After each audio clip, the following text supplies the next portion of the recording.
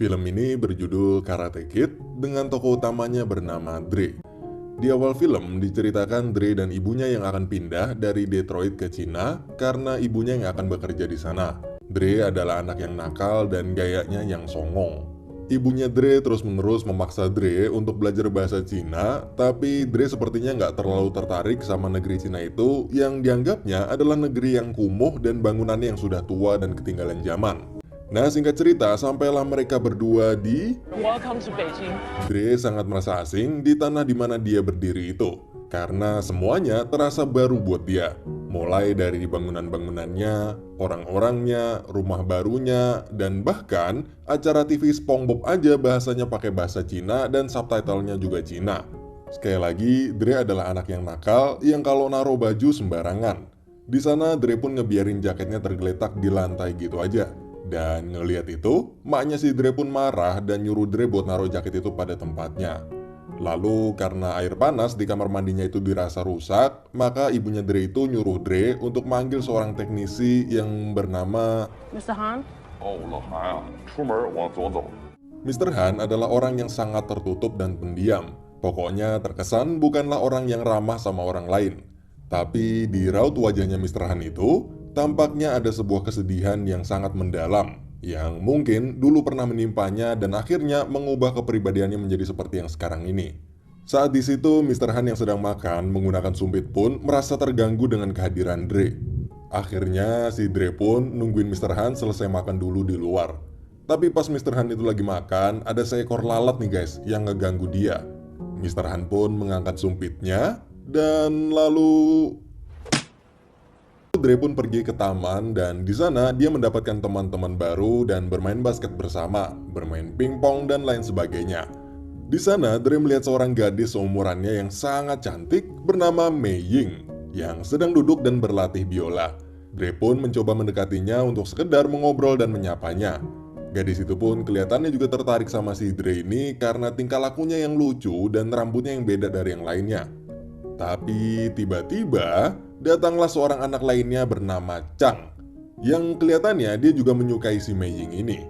Dan karena si Chang ini nggak suka kalau Dre ini ngedeketin si Mei Ying, maka untungnya mereka berdua segera dilerai sama si Mei Ying dan orang-orang di sana.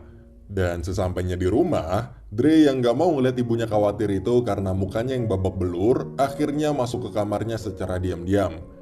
Hingga esok harinya saat mau berangkat sekolah, dia pun memakai make up ibunya dan memakai topi untuk menyembunyikan wajahnya itu.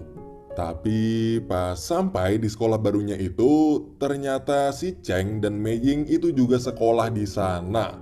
Hari pertama di sekolahnya pun kelihatannya lancar-lancar aja nih guys, tanpa ada gangguan sama sekali.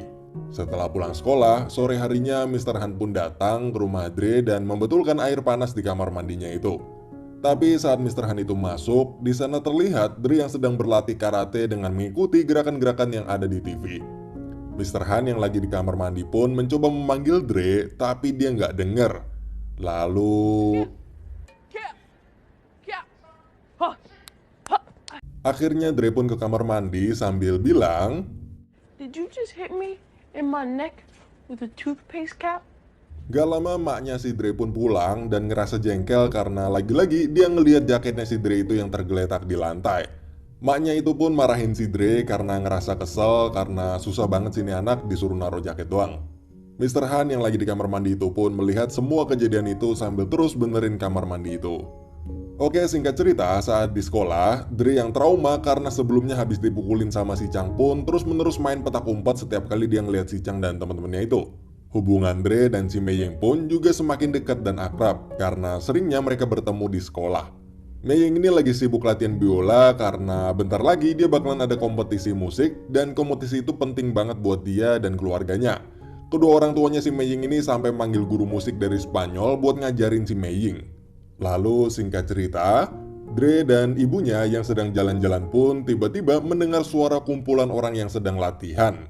Dan saat mereka lihat, ternyata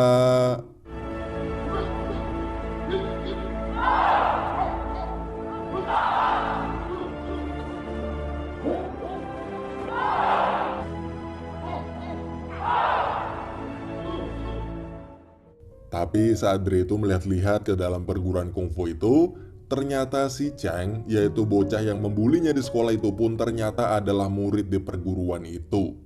Dre pun lalu langsung kesal dan pulang karena berpikir bahwa si Chang ternyata adalah orang yang jago kungfu. Dan dia nggak akan pernah mungkin menang lawan si Chang itu dan dia pasti bakalan terus dibully. Melihat perilaku Dre itu, ibunya pun khawatir dan bertanya apa yang sebenarnya terjadi. Tapi Dre nggak mau memberitahu ibunya itu bahwa dia selama ini sedang dibully.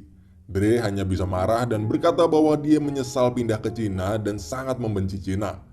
Hari-hari pun terus berlalu seperti biasanya di mana Dre yang dibully dan terus-menerus merasa ketakutan sama si Chang dan teman-temannya itu. Sampai guru sekolahnya pun juga nanyain ada masalah apa tapi Dre tetap nggak mau bilang. Lalu suatu hari saat Dre pulang sekolah, karena Dre udah nggak tahan lagi sama rasa takut yang mengganggunya itu, akhirnya Dre pun nekat buat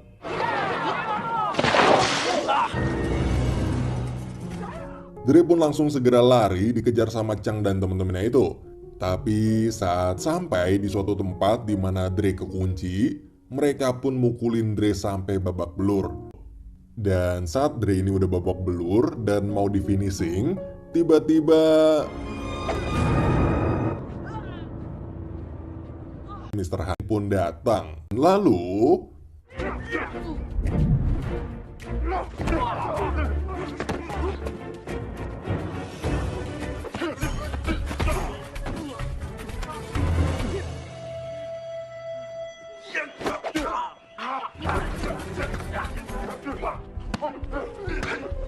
si Dre yang melihat semua itu pun kaget karena ternyata selama ini Mr. Han yang dia kira hanya seorang tukang servis ternyata adalah seorang ahli kungfu. Setelah semua itu, Dre lalu diobati dengan pengobatan tradisional Cina oleh Mr. Han itu. Di film ini banyak banget nih guys pesan-pesan moralnya. Seperti I thought you were just a maintenance man. You think only with your eyes, so you are easy to fool. No such thing as bad students, only bad teacher. dan banyak lagi pesan-pesan moral lainnya yang disampaikan oleh si Mr. Han ini. Akhirnya Dre pun memohon pada Mr. Han untuk mengajarinya kungfu, tapi Mr. Han menolaknya. Sampailah di saat Mr. Han dan Dre mengunjungi perguruan kungfu anak-anak tadi untuk meminta maaf pada guru mereka karena keributan sebelumnya. Tapi guru mereka justru nggak terima dan menyuruh salah satu dari Mr. Han atau Dre itu untuk berduel. Tapi Mr. Han yang kebetulan melihat poster turnamen kungfu di dinding akhirnya berkata bahwa Dre akan berduel dengan mereka di turnamen kungfu itu. Tantangan dari Mr. Han itu pun diterima oleh guru itu. Setelah mereka keluar, Dre pun bertanya apa yang mereka bicarakan karena Dre nggak begitu lancar bahasa Cinanya, jadi dia nggak paham.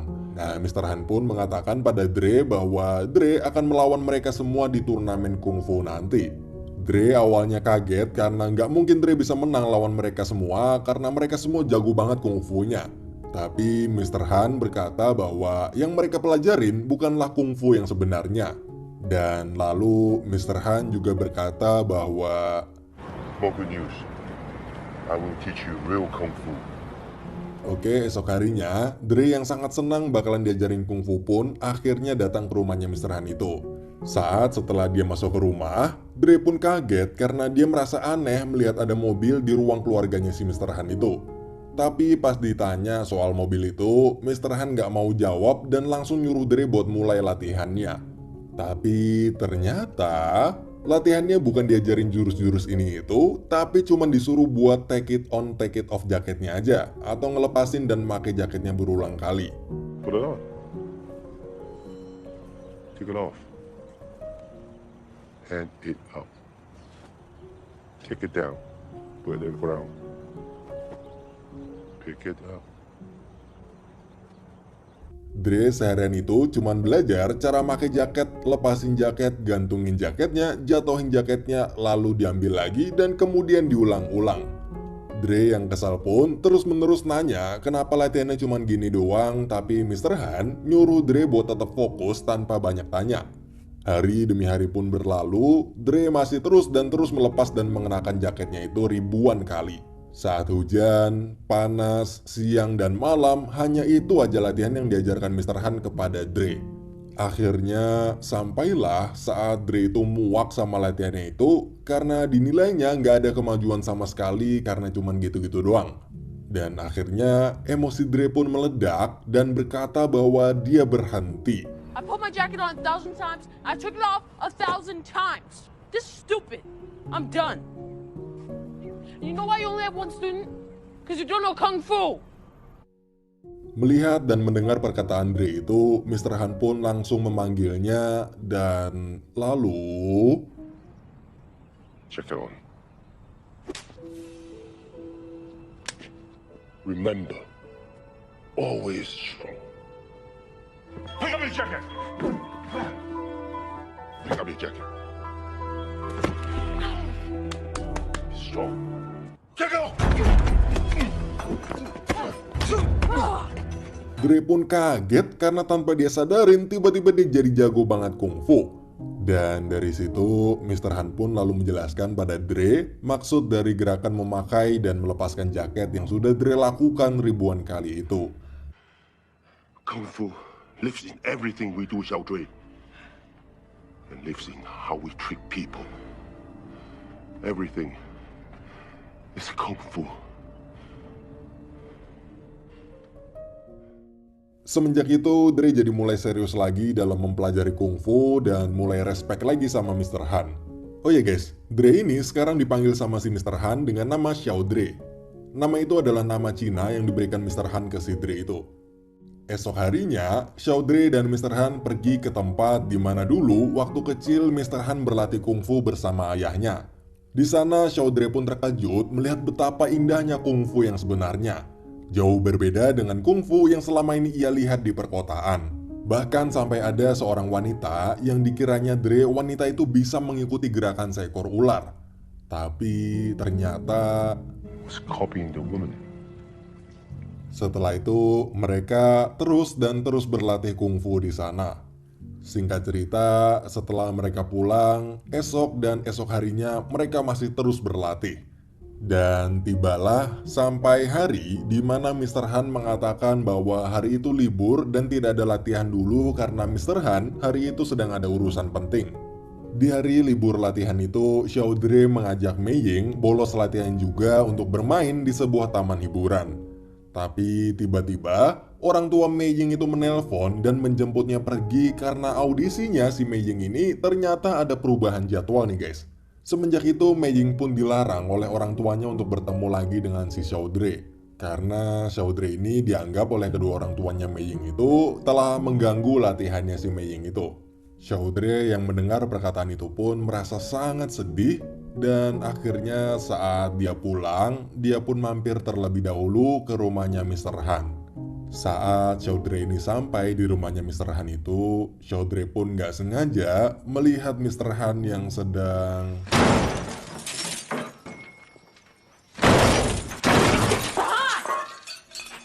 Mr. Han yang melihat Xiao Dre itu lalu marah karena hari itu dia telah menyuruhnya libur dan jangan datang ke rumahnya. Tapi Xiao Dre justru melihat sisi lain dari Mr. Han itu. Akhirnya Mr. Han pun menceritakan semuanya pada Xiao Dre tentang sebuah kejadian yang dulu telah mengubah hidupnya.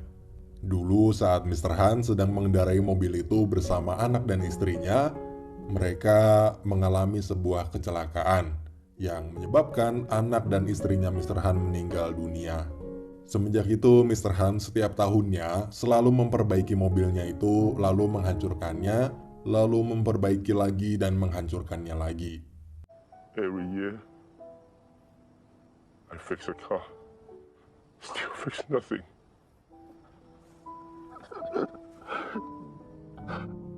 Momen di malam itu pun menjadi momen yang sangat dekat bagi mereka berdua, di mana mereka berdua saling sharing dan berbagi kesedihan satu sama lain. Singkat cerita, keesokan harinya, mereka berdua meneruskan latihannya itu. Hari demi hari pun berlalu, sampai akhirnya tibalah di malam hari sebelum turnamen dimulai. Di malam itu, Mr. Han dan Xiao Dre saling berterima kasih satu sama lain, di mana Xiao Dre berterima kasih pada Mr. Han karena telah membimbingnya berlatih kungfu dan sudah menjadi teman yang baik bagi Xiao Dre.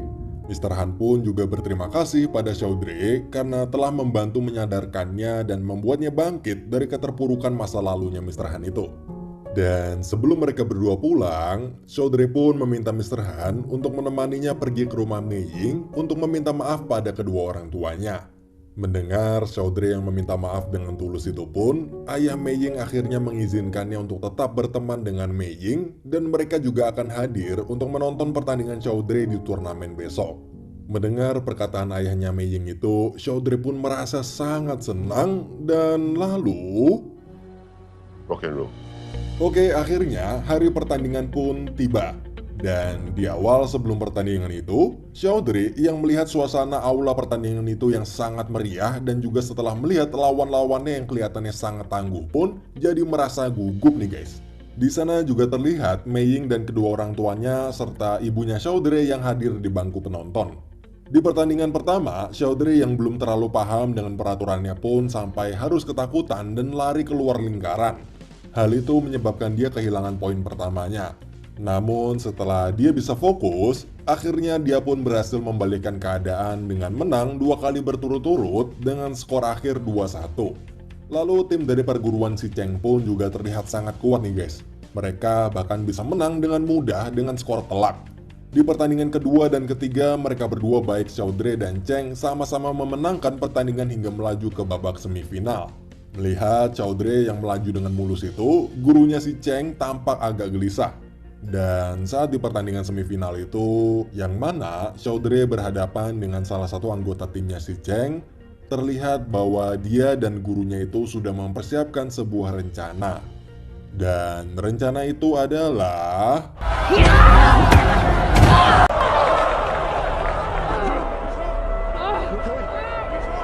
Setelah mematahkan kaki Chaudhry itu, temannya si Cheng itu pun terlihat dari raut wajahnya bahwa dia merasa sangat bersalah dan tertekan karena harus menjalankan tugas kotor dari gurunya itu.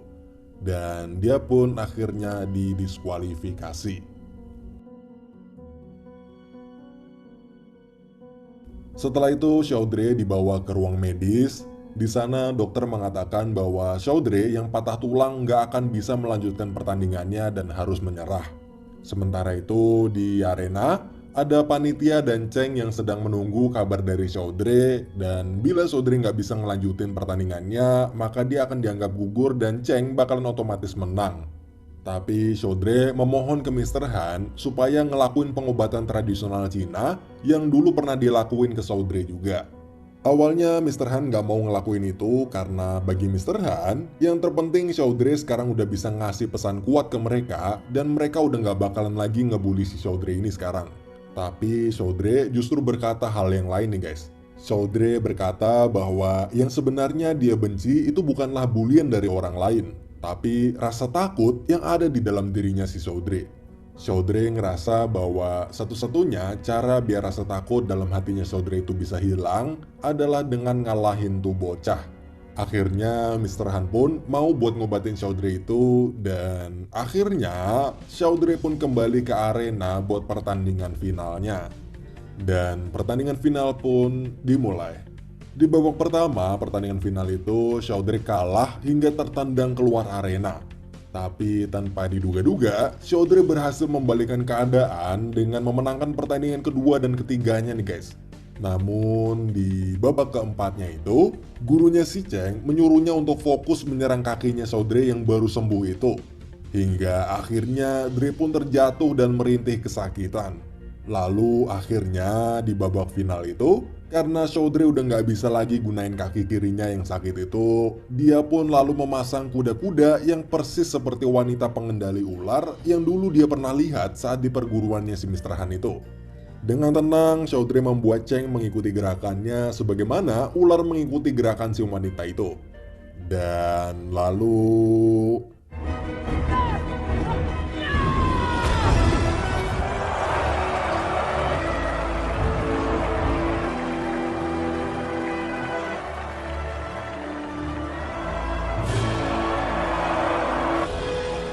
Chaudhry akhirnya kini bisa pulang tanpa ada lagi rasa takut di dalam hatinya.